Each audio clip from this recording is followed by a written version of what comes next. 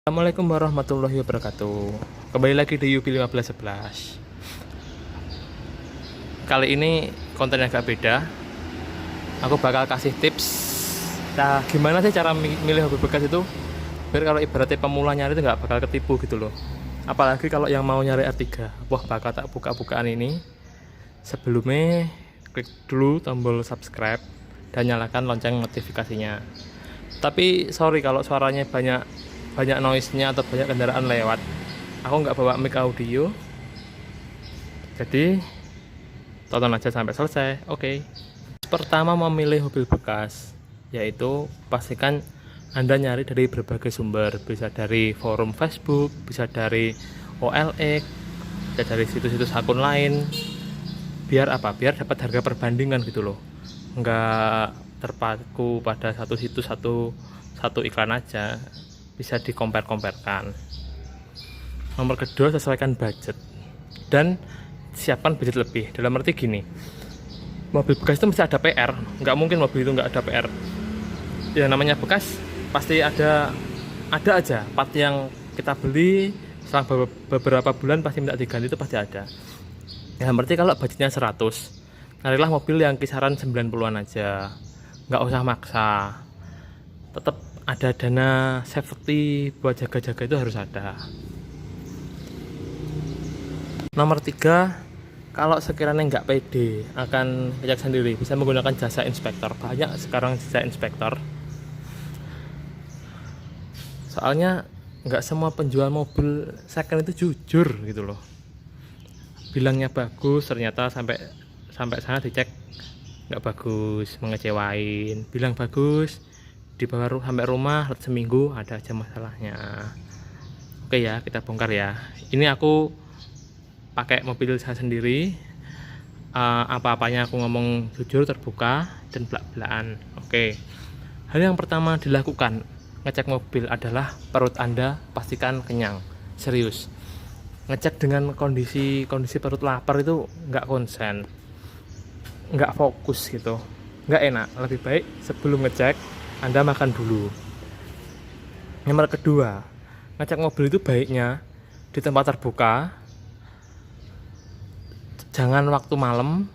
Pokoknya waktu ada sinar matahari gitu loh. Syukur-syukur tempatnya terbuka, atapnya ada gini.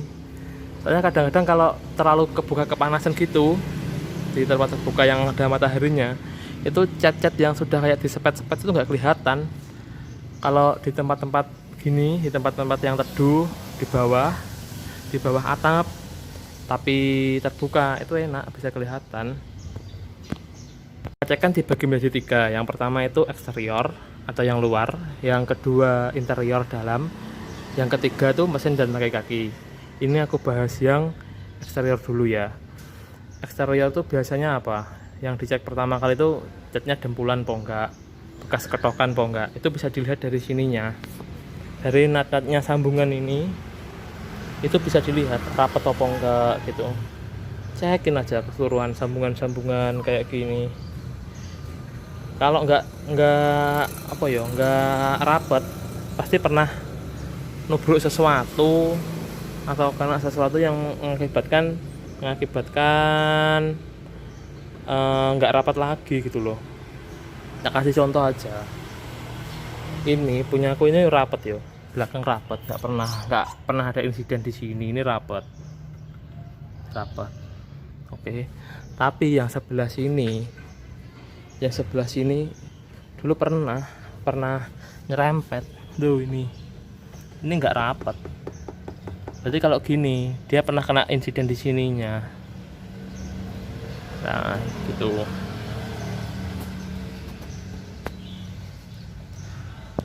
Eksterior apalagi mas yang penting? Ini aku penting. Hawa sekarang itu kan panas ya. Kalau bisa ya, ini opsional sih. Kalau bisa cari mobil itu yang kaca filmnya udah di-upgrade sekalian. Bawaan R3 ini solar guard. Cuma yang nggak premium. Kalau siang panas banget. Ini kemarin sudah aku ganti pakai solar guard Black Phantom. Adem, nggak panas. Tapi ini opsional aja sih. Selebihnya kita cek itunya apa, bagian bawahnya mobil. Wah ini tuh di mana-mana mobil itu ya, yang bagian sini-sini kalau ada kayak bekas-bekas warna-warna hijau, bekas ketokan, itu mesti udah dempulan. Tapi ya saya alhamdulillah udah asli, masih asli maksudnya, aman-aman aja. Tapi kalau udah ada apa ya warna-warna hijau tuh rata-rata kalau yang sini pasti kelontok, nggak lama kok cat bekas-bekas itu, bekas dempulan pasti ngelontok atau keluar bahan dasarnya dempul itu.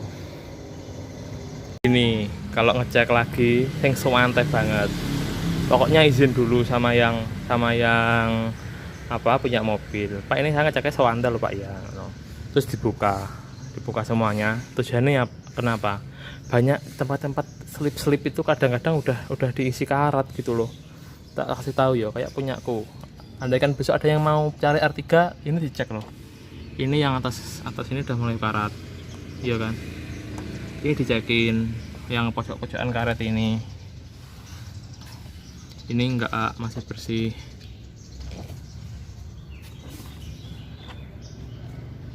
Terus bagian sini itu juga dicek. Terus bagian panel sini ini rawan banget kalau R3. Ini punya saya udah mulai berkarat ini. Ya nggak parah sih, mungkin kalau nyepet bersihin lagi kerok segini pilar ini paling cuma 500.000. Tapi kan juga eman-eman toh uangnya. Nah ini ada bekasnya karat di karet-karetnya ini. Nah ini terus apalagi ya bagian eksterior ya seperti ini, pojok-pojokan ini kan udah mulai karatan ini. Pokoknya bagian-bagian resplang pintu gini rawan sekali karatan.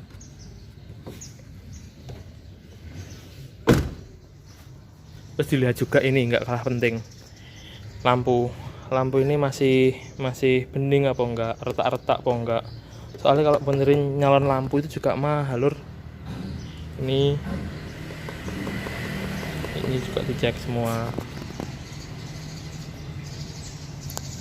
Kalau nyari R3, kalau Anda mendapatkan bumper sini sama bodi ini warnanya agak beda, nggak apa-apa, wajar kok yang putih kayak gitu. Aku hampir semua cek R3 tuh gitu, mesti belang antara yang depan CD sama yang ini sama ininya, mesti belang kalau R3, jadi wajar aja. Oke, terus ini masuk bagian interior sedang dalam-dalam. Yang pertama kali harus dilakukan, dilihat dulu sebelum dicoba komponen elektrikalnya lo ya. Dilihat dulu ininya masih bagus kok enggak. Kalau ininya sudah kayak dilapisi kulit, selamat, Anda beruntung. Setidaknya masih dalamannya itu masih bagus gitu. Terus dilihat plafon-plafonnya bersih enggak. Kalau yang orang terawat seperti saya ini ya jelas bersih. Soalnya kan saya juga tidak merokok gitu loh. Kalau yang ngerokok mesti ininya hitam-hitam semua ini tuh. Tapi ini kan bersih gitu, enak dilihat. Di ininya CBS ditarik masih kencang enggak, elastis apa enggak. Terus ini juga gak kalah penting, dilihat apa karpetnya. Karpet itu kalau bisa nyari secondan itu cari yang sudah dikasih karpet dasar kayak gini. Kalau enggak kan ini mesti kayak bludru gitu. Nah kalau yang udah lembut gini, yang udah licin gini, udah mesti dikasih karpet dasar. Tujuannya apa? Ya jelas, kalau ibarat ketumpahan air apa kena apa gitu nggak sulit ngebersihinnya, tinggal dilap selesai. Terus lanjut cek di door trim panel seperti ini, ada beset-besetannya apa enggak, kotoran gimana. Kalau kotor-kotor kayak gini tuh bisa dibersihin lah. Bisa kapan-kapan aku buatin cara membersihin interior yang kayak gini. Punya saya yang dulu waktu beli sudah ada kayak ini beset-besetannya. Ini kan yo masalah kecil sih, cuma kalau dilihat kalau orang suka estetika itu jelas merusak mata, nggak enak dipandang. Terus ini Ini penting ini. Aku pengalaman ngecek dulu. Ini ya bisa dilihat natar sambungan ini kalau mobil pernah crash, pernah nabrak, pasti nggak enak dilihat sambungannya ini nggak lurus kayak gitu.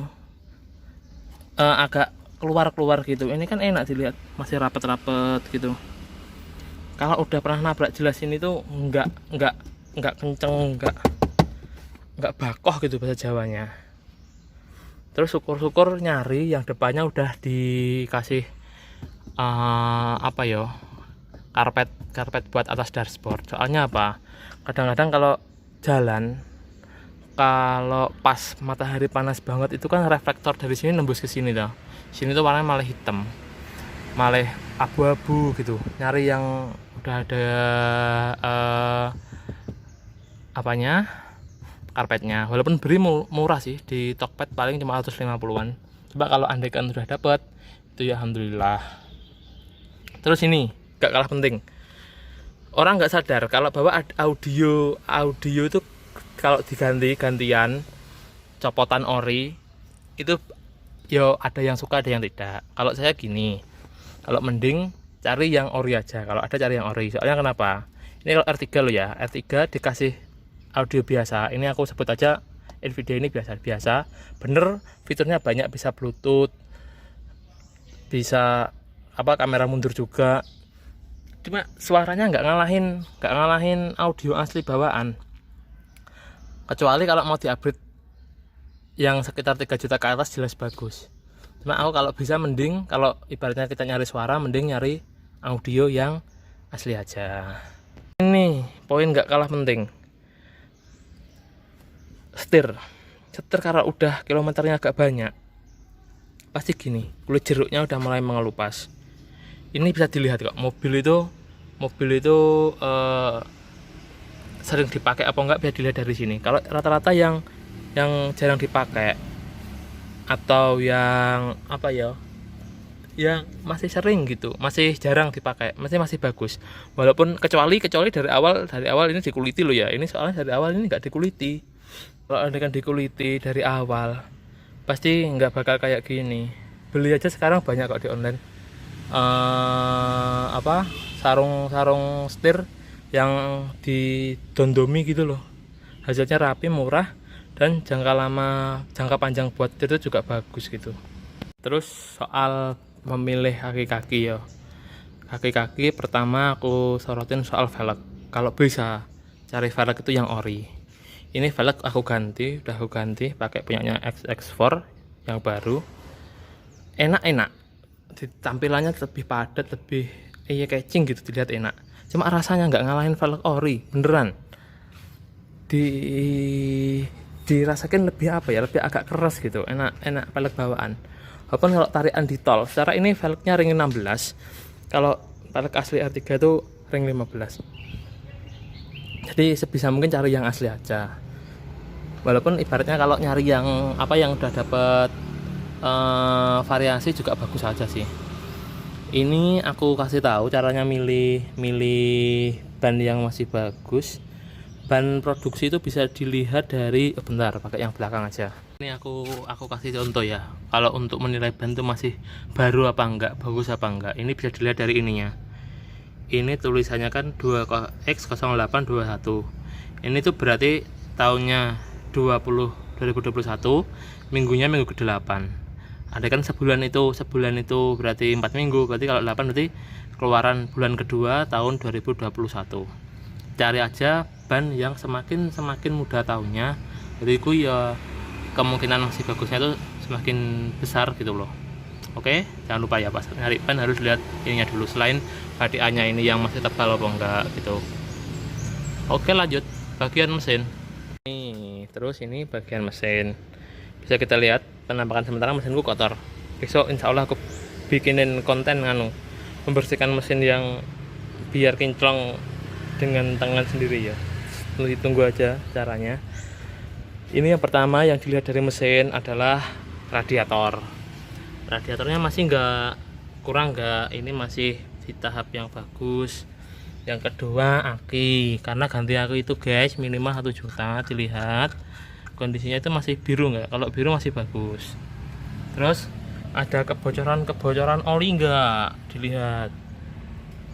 dilihat diteliti aja pelan-pelan gitu. Kalau bisa bawa senter ya bagian sini tuh, soalnya kadang-kadang tetesan oli itu enggak terlihat kerak-keraknya gitu. Terus tetesan radiator ada yang bocor enggak.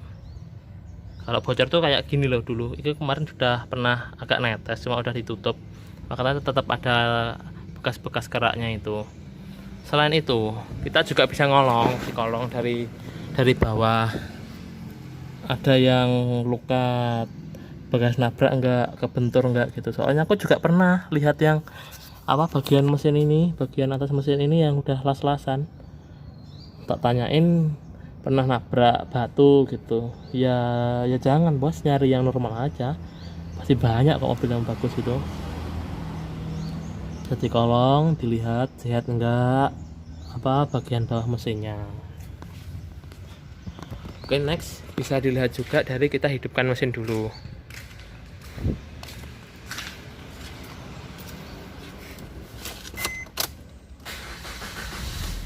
Sambil melihat mesin, menghidupkan mesin, kita bisa ngecek juga langsung dari sistem kelistrikan. Bisa kita lihat sennya masih hidup enggak, lampu-lampunya. Bisa dilihat juga dari kilometernya. Kilometer mobil aku udah 125 ribuan. Kalau bisa saran saya nyari itu yang di bawah 100. Serius, kalau udah di atas 100 itu jajannya ada aja yang bikin kantong ngeluarin gitu. Jangan lupa juga cek ininya, power window-nya. Itu dicek. Soalnya kalau benerin jendela-jendela itu juga mahal, guys. Satu jendela itu bisa antara 50 sampai 100-an. Dicek aja semua fungsi elektrikalnya. Terus AC-nya, AC waktu berhenti dicek masih dingin enggak kalau berhenti. Kipasnya, fan radiator fan AC-nya itu gimana. Lampu-lampunya jangan lupa dicekin. Terus yuk kita ke daerah mesin lagi. Nah, bisa dilihat ini kalau fan belnya udah lemah, itu mesti bunyinya yang mobil yang itu udah lemah dan minta ganti. Taruh aja tangan di sini gitu, geter enggak mobilnya. Kalau geter berarti kayak engine mounting, itu udah minta ganti. Kayaknya juga mahal juga kalau ganti yang engine mounting itu. Ini dipstick oli dicek masih kurang nggak olinya. Ini batas minimnya, masih bagus. Oke.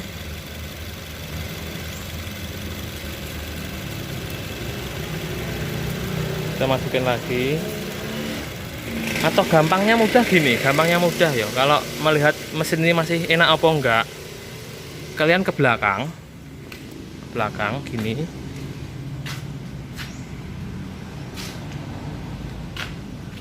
Ke belakang. Terus kalian hirup aroma dari knalpot. Kalau aromanya masih enak, kayak enggak sangit gitu, insya Allah dalamnya mesin itu masih sehat. Terus dilihat kalau pagi masih menetes air enggak. Kalau masih menetes rata-rata itu masih bagus. Terus itu aja sih ya yang harus diperhatikan kalau memilih mobil. Kalau ada yang kurang jelas bisa komentar di bawah. Tapi jangan lupa like dulu, komen, subscribe. Oke, lain kali aku bakalan bikin lagi video-video tips tentang mobil-mobil. Insya Allah ditunggu aja. Terima kasih. Assalamualaikum. Let's take it.